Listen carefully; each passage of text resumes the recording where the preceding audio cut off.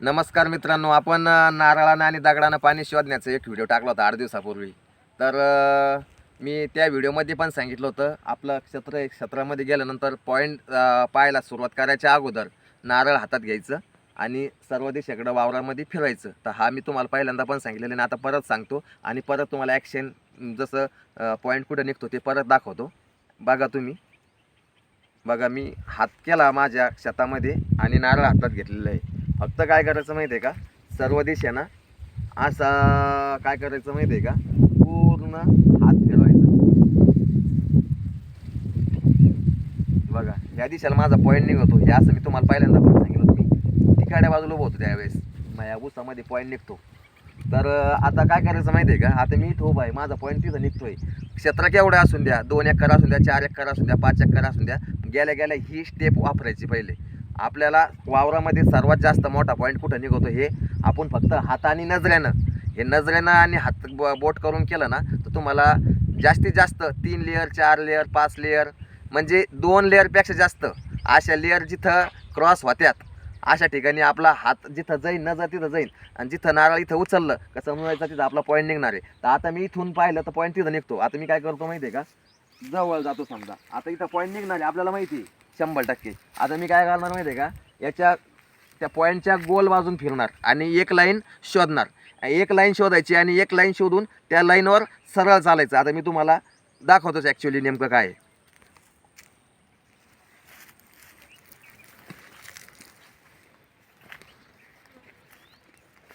थोडला मग व्यवस्थित नसते.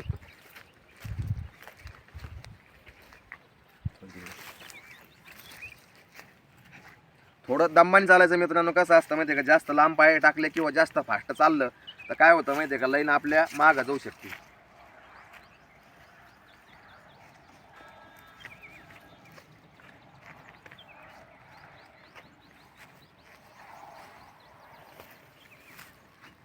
आपला पॉईंट इकडे निघतो मित्रांनो, पण मी इकडे चाललेलो आहे. त्याचं कारण आहे का, मला अजून लाईन भेटलेली नाही.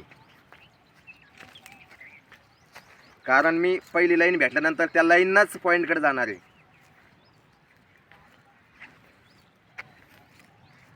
हे बघा मित्रांनो,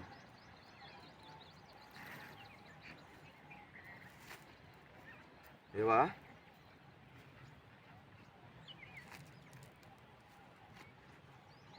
हे बघा ह्या पाय खाली लाईन येते. नारळ बा हातावर स्टेट उभा आहे. हे बा पाय माग घेतला का खाली होतं. हे बा बरोबर काय करायचं माहिती आहे का, लाईन अशी 100% मी सांगतो तुम्हाला. कारण पॉईंट इकडे निघतो म्हणजे ही लाईन तिकडंच गेलेली आहे, हे मला कन्फर्म माहिती. हे बघा,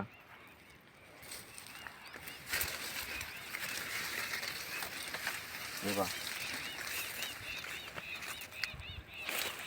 हे बघा, हे बघा.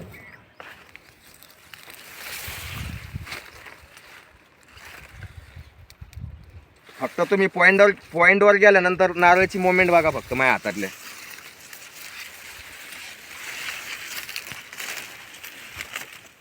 हे बघा,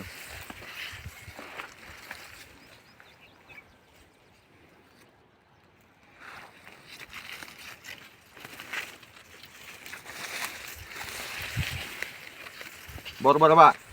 आता इथं आलेलो आहे मी आणि नारळ माझ्या हातात स्टेट उभा आहे. मी आता इथून एक एक पाऊल टाकतो बघा, नारळाची मोमेंट.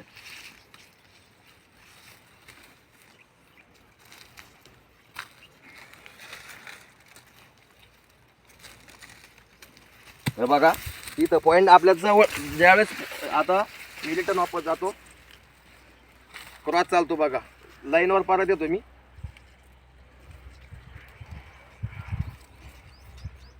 हे बघा झालं ना, इथं आली झाल्यावर आपण पण इथून जेव्हा पुढे जातो आपण, हे बघा नारळची मोमेंट बघा.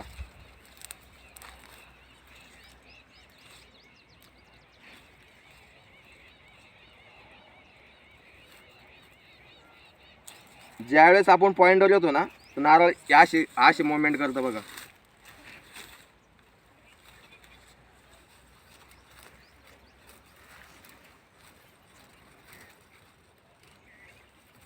इथं पॉईंट निघतो मित्रांनो आपला. आता आपला पॉईंट इथं निघलेला इतकं हे झालेलं आहे. तर काय करायचं आता, आपण ह्या लाईनवर आलेलो आहे, तर ही लाईन आपली इकडे गेलेली, आता इकडनं आलेलो आहे म्हणजे ही लाईन 100% इथं आहे. आणि आता काय करायचं माहिती आहे का, आता परत इकडच्या बाजूनं अशा बाजूनं ह्या चारही बाजूनं फिरायचं. आपला पॉईंट तर फिक्स झालेला आहे समजा इथं.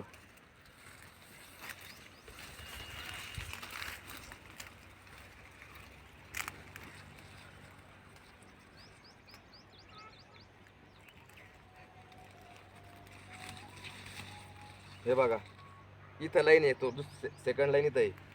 बरोबर आपण असं जर चाललं तर हातावर नारळ स्टेटच उभं राहणार.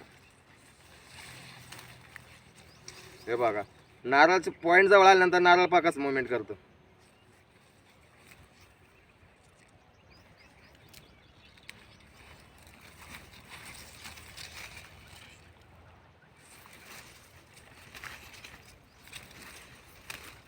इथं पॉईंट निघतो मित्रांनो. झालं एक, ही एक, ही इकडनं आलेली 2. तर ही स्टेट अशी पुढं गेल्यानंतर पण ही लाईन आपल्याला, हे बघा